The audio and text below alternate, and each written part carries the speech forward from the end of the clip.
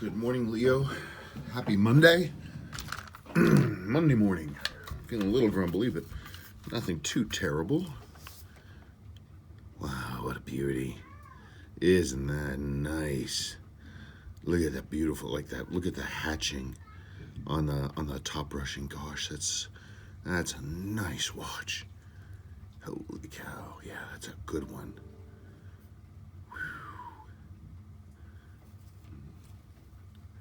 That is a really nice watch. It's just so impressive because, one sees a lot of these in, this sort of level of condition. It's not new old stock, but it's good. But it's very, very good. But it's like, most people don't get to see them in this shape. Oh, look at that beautiful white loom. It's got a little bit of wear, but gosh, that's nice. That's nice. Even the original Type 2 crystal isn't bad, really. let me look at it. Well, it's got some pretty honking big scratches on it, but I do love those original Type 2s. Yeah, big old scratches there. Oh, that's a nice watch. Whew, well, I'm hoping that should be relatively straightforward, but let's just refamiliarize ourselves with what we got going on here. No servicing marks inside the case back. Case back inside is pristine. Let's look here.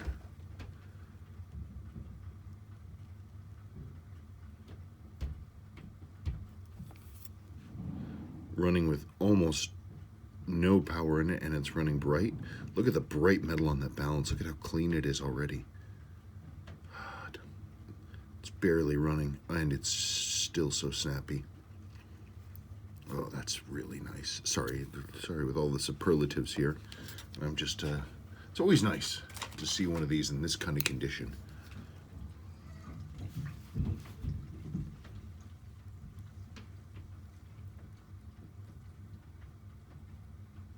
I can't really, I'll have to wait until I can really get into this to see what's going on. You can see the remains of the grease on the pillar wheel here. That's a really, God, sorry for the noise. Trying to get everybody off to school. Everybody's fighting. Okay, that's a sweetie. That's a sweetie. Let's go. Okay, so a few things. Nothing super crazy, but you can see the inside is nice. There are a few bits of grossness, like there's like a streak of grease and a hair right here. I don't know, it's just a little dirty, but the crazy thing is I can't get the stem out. Appears to be seized, so I can't pull the movement. So what I'm going to need to do is flip it over, pull the handset from the other side, and then turn it back over again and disassemble it down to get to this so I can get it out. So that's a little bit longer of a process than I normally have to do, but it's what needs to happen in order to get that open. So let's do it. Okay, got the bezel off.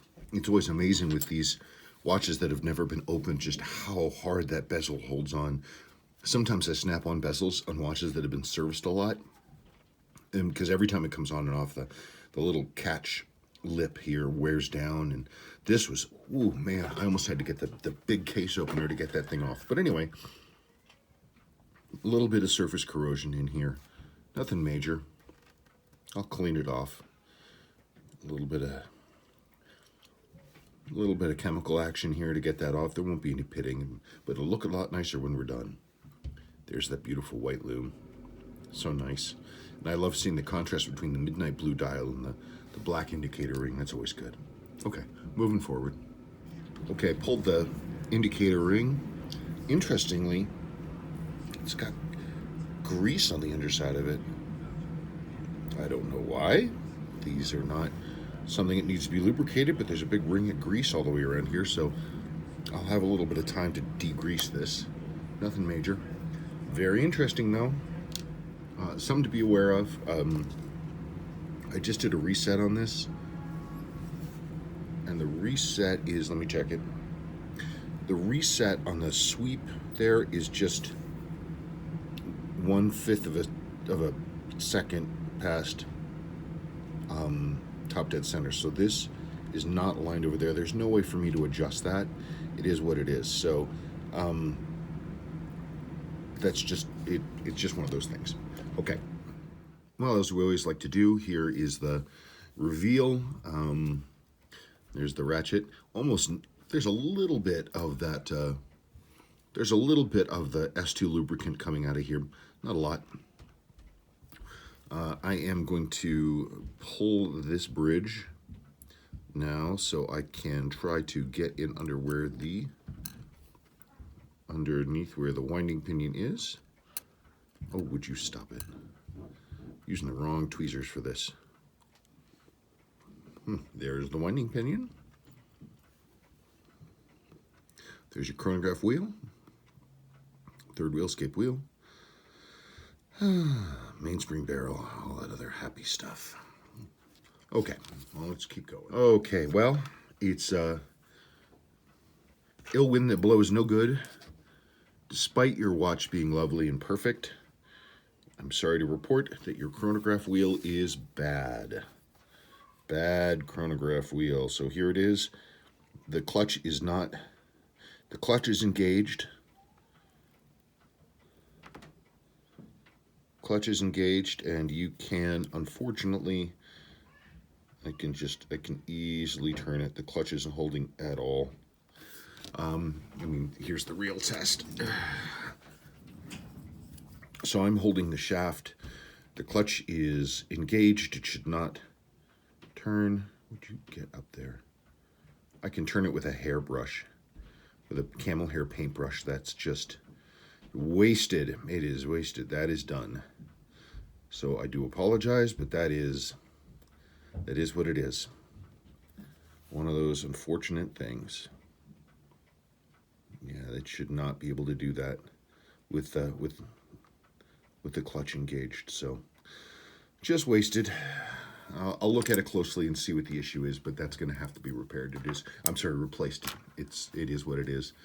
This is the heart of the watch, and without it, it's dead. And look, it looks almost brand new, and yet it failed. Well, I have replacements, which is a good thing, and we're going to use one, but that's just heartbreaking. Alrighty, well, onward and upward. Okay, so I finally got the stem out.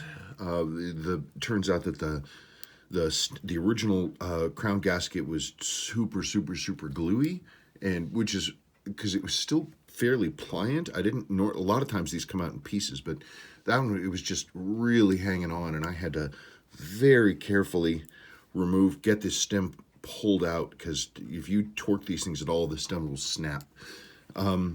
Here is the lower, you can see some of the S2 lubrication there coming out from around the mainspring arbor. Around the port itself, you've got some of that there. I still see the plating on there. I'll clean this off and I'll look at it a little more closely, and we'll see if I need to get in there. I mean, I would strongly recommend it, but we'll see. Okay, so here's the main plate mostly stripped down. Looking at the lower mainspring arbor port, it is blown out. It's on the real mild side, but it's already happening. It's worn down to the brass over here and starting to eat through the plating there.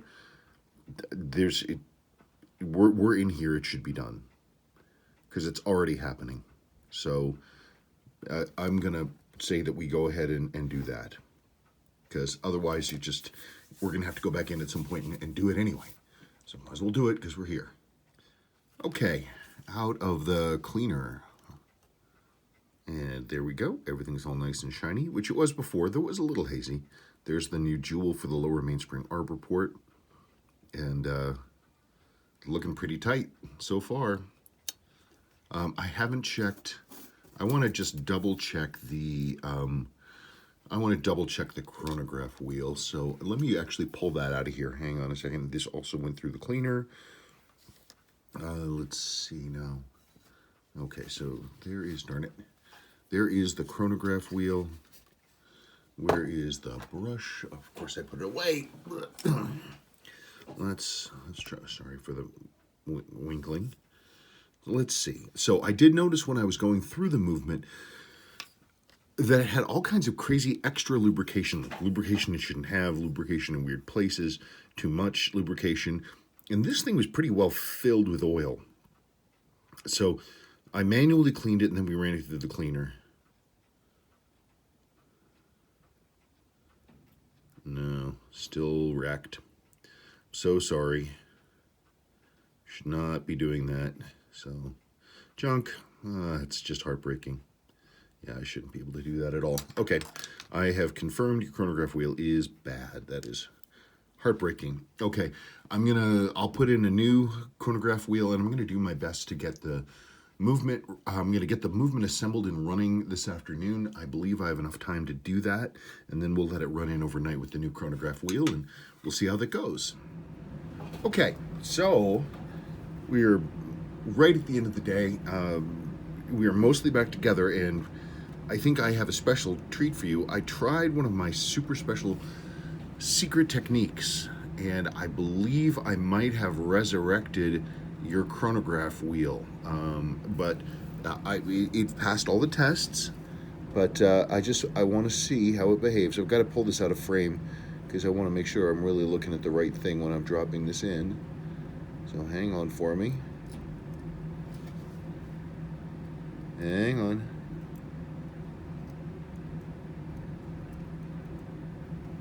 Oh, would you stop it?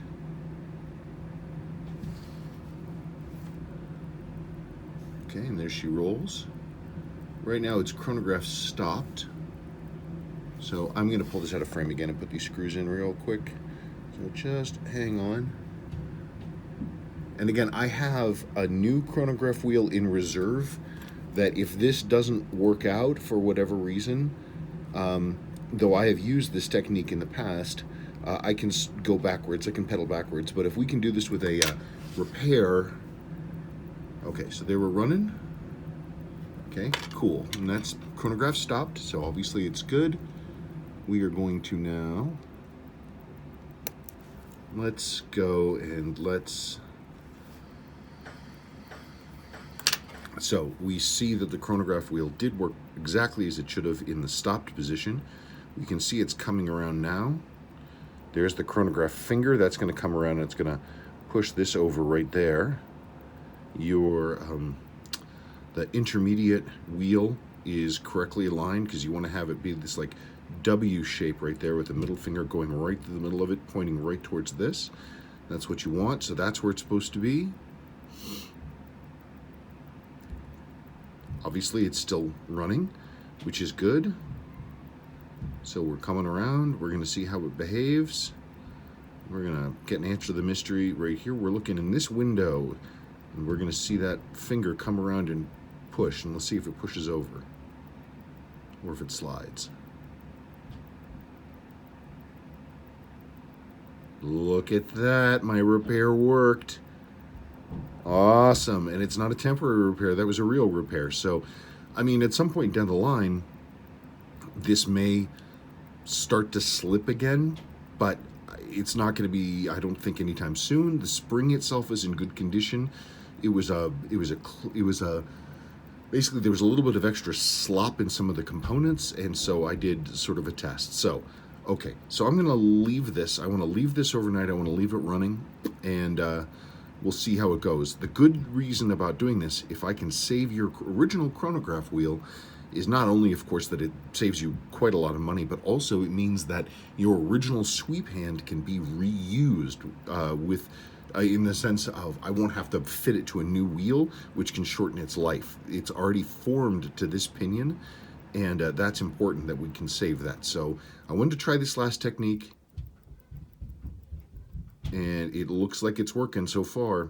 I have some tests I've got to do, and if need be, I can always go backwards, you know, and pull if need be, I can always, you know, go and pull one out, but let's try and save yours. If I can save a part, let's do it. Okay, it's the end of the day, and I'm gonna clean up and do some other crap, and so I want to let this run in overnight, and we'll revisit tomorrow. Okay, happy morning. Here we are. Last night, I put the dial and the chronograph hands on, just sort of rough put them on because I wanted to make sure that my repair on the chronograph wheel held, and it did.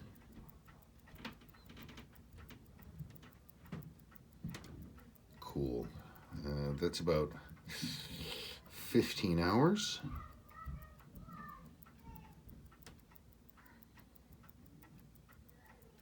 So we're chugging along. I think it's a success. I think that's a success. My voice isn't any better than it was yesterday. Holding steady. I just want to see if this clicks over again. I'm sure it will. I just want to make sure there's no hesitation on that main sweep before I move forward, basically. No problems. I think that's smooth. Okay, let's push ahead.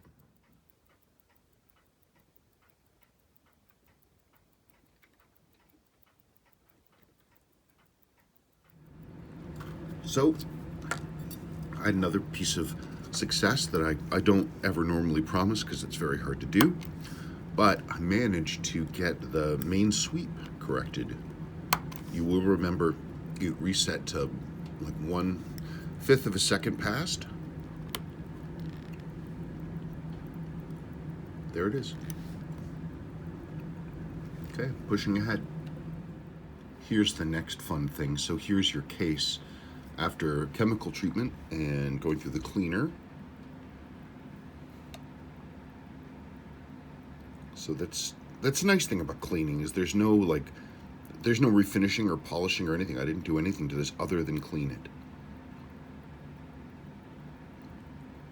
And see how bright and clean and shiny everything is. The buttonholes were stuffed with lint, which is always interesting. That's a really nice case. Original. There's just some things you just can't replace. And there, we're getting to the point of recasing. Look at the lovely, lovely movement and beautiful bright metal. So clean. It's so nice. Let me put the case back on and let's flip it over. Okay, so there it is. It's cased. We can drop in. Hang on a second, the printer's running.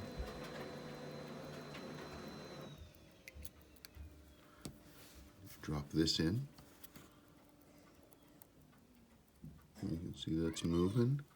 And then we go over here. And there's our little retaining ring thing. Sorry about the noise.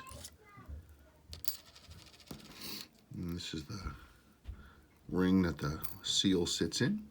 So you can get a sense of where that's at right there. It's just, I always like to double check again, so we get it to run, make it look correct. Okay, crystal seal and crystal. And there we are. We can see it's a runner.